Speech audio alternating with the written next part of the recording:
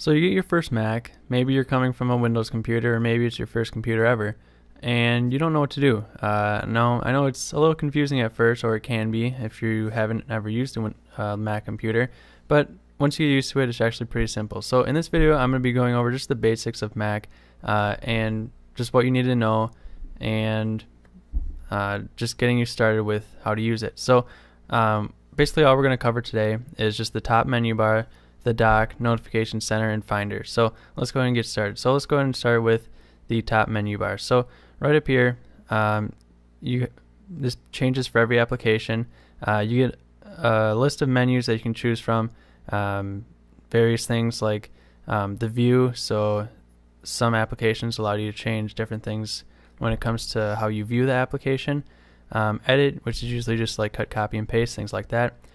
File, where you can find like new project or new tab or new window if you're in Safari or things like that. And then under like this would change for every application. So right now it's just the finder.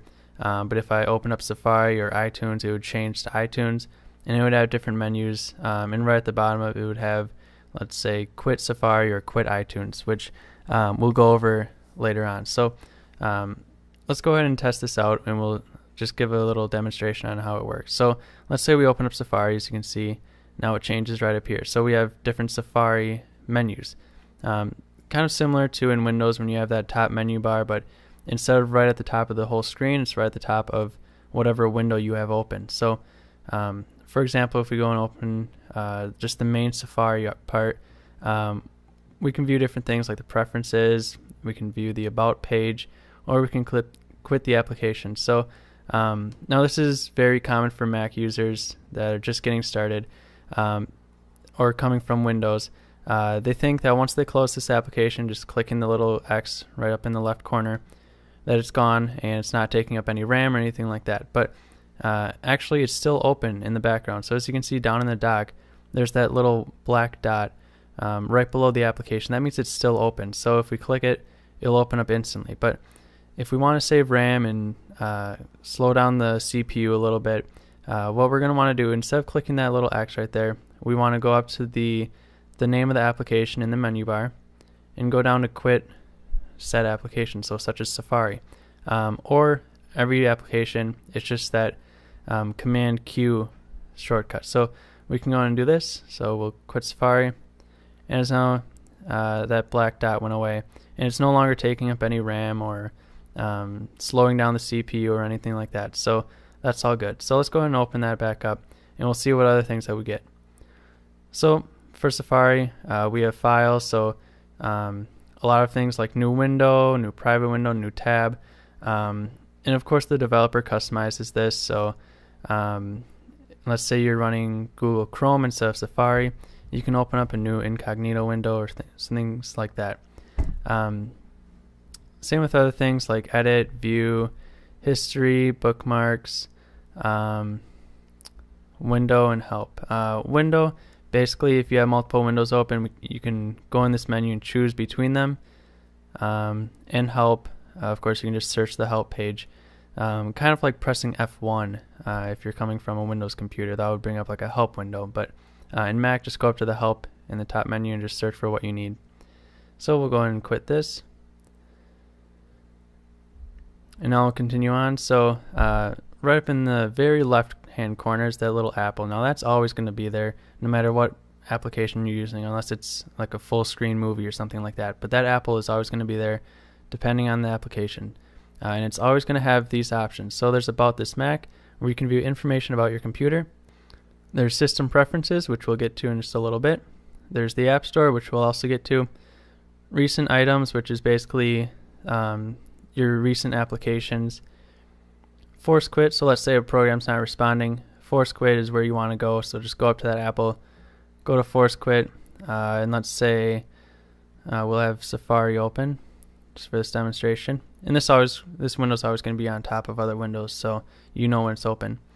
Let's say Safari's not responding, we can go and click on Safari, Force Quit, and then it'll quit that application. So you really want to know about that in case any of the programs that you're running hang up and get in the way of everything else. Now you have different power options, so you can sleep. you can restart or shut down your computer, or you can log out of that current user. Alright, so let's go on the upper right corner here. This is where you're going to find a bunch of like the utilities and things like that. So this is kind of the equivalent of the bottom right hand corner on a Windows computer. So you have things like the clock. We can customize that in the system preferences. If you're on a MacBook, you can have or show you the battery percent. So we have that checked. If we uncheck that, it'll just show the battery. So right now it's currently charged, so as you can see 100%. Next to that, we have the volume, and we can customize this. I'll get to that in just a second here. Here's your Wi-Fi, so if you have a Wi-Fi network and you don't know how to connect, just go right up there and choose your Wi-Fi network. You'll be prompted to enter the password. Bluetooth, we can connect our Bluetooth phone or headphones, things like that. This is AirPlay, so if you have an Apple TV like in your living room and you want to play AirPlay, like showing a movie or listening to music, you can connect to it right there. So as you can see, I have living room Apple TV. And then other applications that you have opening, such as ScreenFlow, I have right here, will also be showing right up here. So another example, Twitter has one. So we can go and jump into Twitter. So let's say we have this minimized. We'll jump into our notifications, and then it'll open up our notifications right there. So we'll go and minimize that. And now right here, this is the Spotlight search. Basically, you can search for anything on your Mac. So let's search for the calculator app here. So calculator, it'll pull it up. And the calculator opens up right away.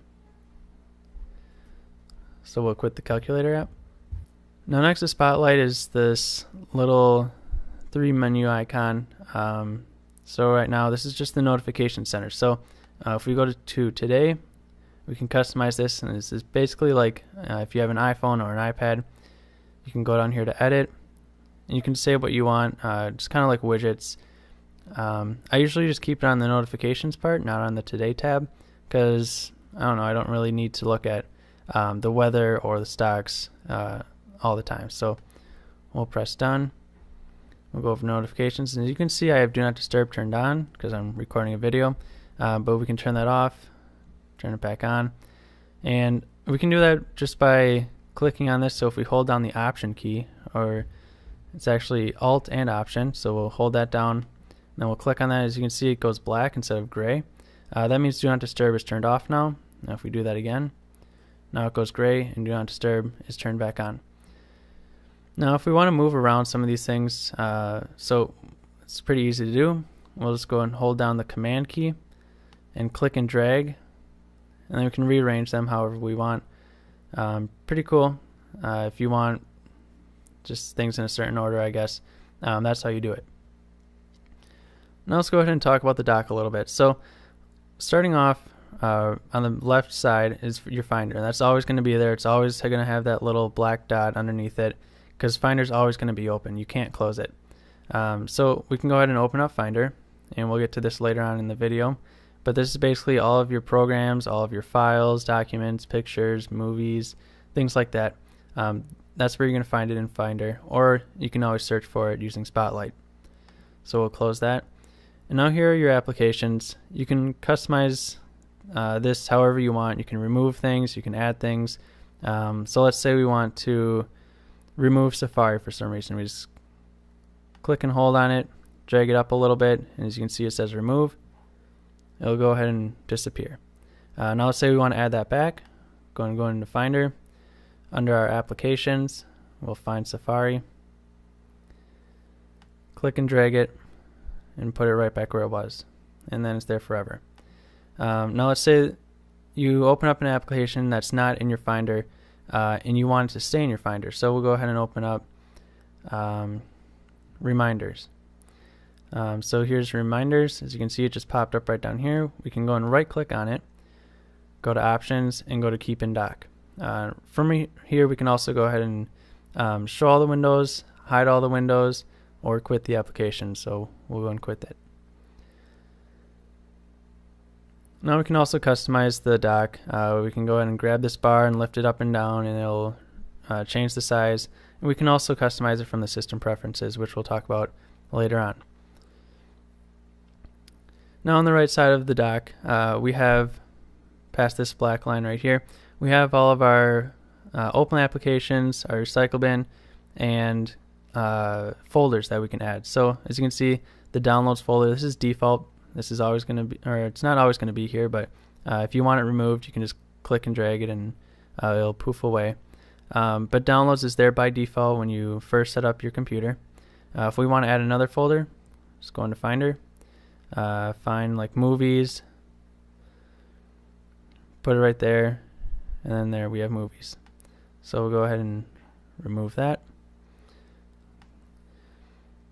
And now left of, or right of those these folders, we can go ahead and have all of our open applications. So as you can see, Twitter, there's a nice little animation right there, so we can go and minimize that, and that's where they're all going to minimize. Or of course you can always click on the icon again and it'll come back up.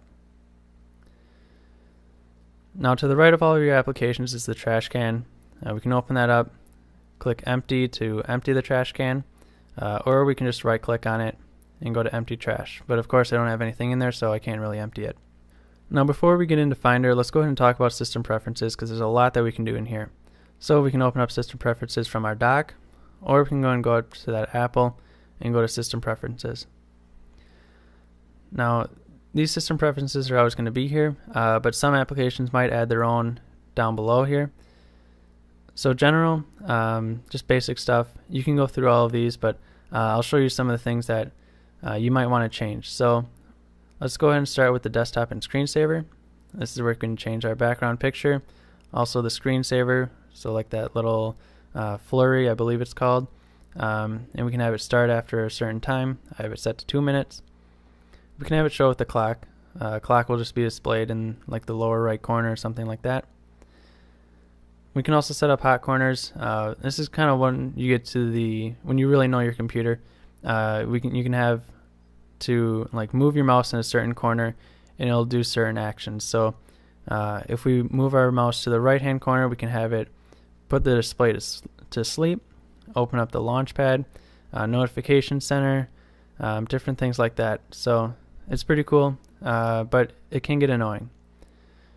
Now we'll go back to the main menu for the system preferences and we'll talk about some other stuff.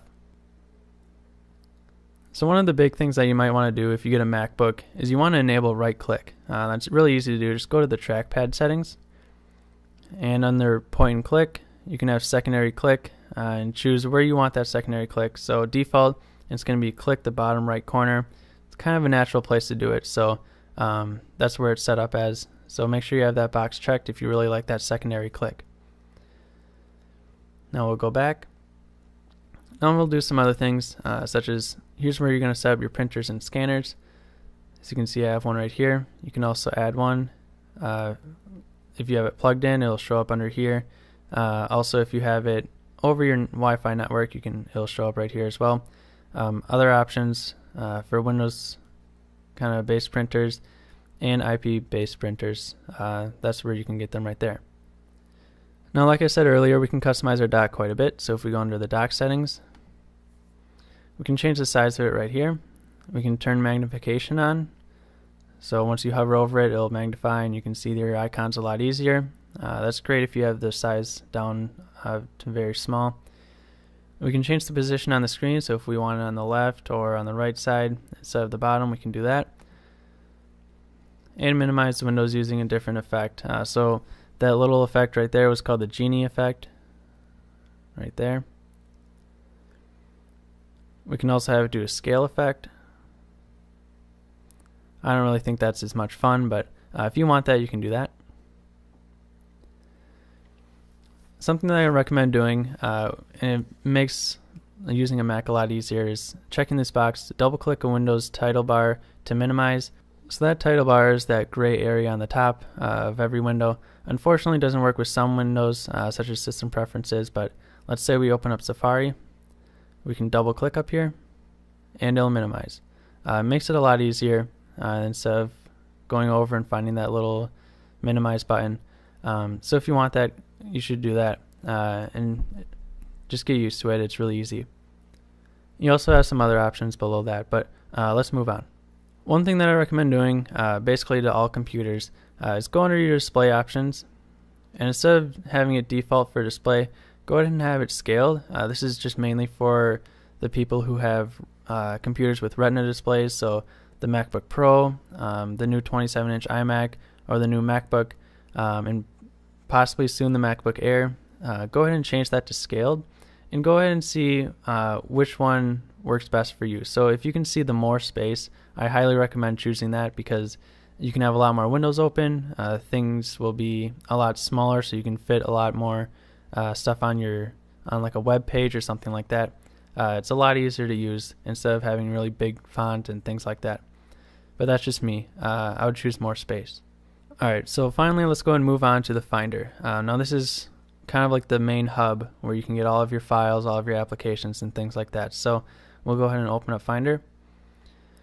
And now yours might look a little bit different. So if you want yours to look like mine, where you have a nice menu bar on this left side, and icons like this, let me go ahead and show you how I can do that. So of course, on the top menu bar here, we can just go to View, and this is where you're going to find all of your view options. So for me, I have the Show Sidebar. Of course, yours is going to say Show instead of Hide because mine's already showing. So Show Sidebar right here, that'll get you this bar right here. I think this is really easy to navigate through all of your different things, from your documents to your movies to pictures. Really easily, you just click on each one of these. Also, what I do is view as a list. I think this is a lot easier when it comes to viewing like a large amount of documents, just easily viewing the title of them instead of looking at the big icons. For me, it's just a lot more clean looking instead of looking at big pictures, but that's just my personal preference. You can go and change, see how they look as columns, or cover flow if you like that. But list is where I usually keep it. One thing I also do, and it's not really necessary, but it's kind of helpful, is to show the status bar. Now the status bar is this bar right at the bottom here, and this is it's going to show you how much space you have left on your hard drive. So as you can see, I have a 500 gigabyte solid state drive in here, and I have 457 gigabytes left. So it's really useful to see just quickly, how much space do I have left. If I have a MacBook Air with 128 gigabyte solid state drive, you might want to have that showing so you know how much space you have left.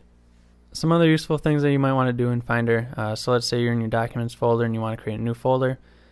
Go up to this little gear right here. You can go to New Folder, or of course you can go up to this menu bar, go to File, and New Folder from here. If you want to mess around with smart folders and burn folders, you can go ahead and do so, but I haven't really played around with that too much. I don't really need it too much, really. But that's there if you want to go and test that out. Now, one more thing that's kind of included with the Finder is how to install an application. So you go and download a Mac application, and it bounces over into your downloads folder. So let's say, as you can see right here, I have uTorrent. I already have it installed and everything, but just for demonstration purposes, I downloaded it. So we can go and click on it right now, or we can open it in Finder, and we can double click on it there. Or everything in your Finder, or everything in your dock right here, is just single click. So we can go and just click on it once. And what it's going to do is it's going to mount the drive. Now, if you don't know what that means, just don't worry about it. You don't really need to. But for most applications, this is how they're installed. So it'll go ahead and make a little icon on your desktop. So you might want to keep your desktop really clean, so you know exactly where it is. And we can just go and double click it. And now this is where you're going to find that application. Now it's not installed yet, so what we're going to need to do is go into our Finder. We're going to have to go to File, New Finder Window, and basically just drag this application into our Applications folder. And that's basically how you install it. Just doing that right there. I'm not going to do it because I already have it, but just dragging and dropping it, and it'll make a little ping sound, and it's basically installed. That's it. It's not like Windows where you have to go ahead and go through a whole list of a menu for the installation. Just drag and drop. Sometimes when you open up this icon, it'll show your program, and then it'll have a little shortcut to your applications folder, and you can just drag and drop that program right into that folder. So if you encounter that, you'll know what I mean, but if you don't really know what that is, once you get installing applications, you'll figure it out. So we'll go ahead and close that. And once we're done installing our application, we're going to go ahead and either right click and go to eject whatever program, or we can just go ahead and drag and drop it. And as you can see, the trash can turns into an eject kind of looking icon, and right there, now you're good to go. So now it's unmounted and it's not running in the background or anything like that. So and then of course after that we can go ahead and drag and drop the downloaded file into the trash can, and now we're going to have to go and empty the trash can, so we'll do that. But anyways guys, I think I rambled on enough with this video, so if you have any questions, go and leave them down below in the comments. But thanks for watching, and I'll see you guys in the next video.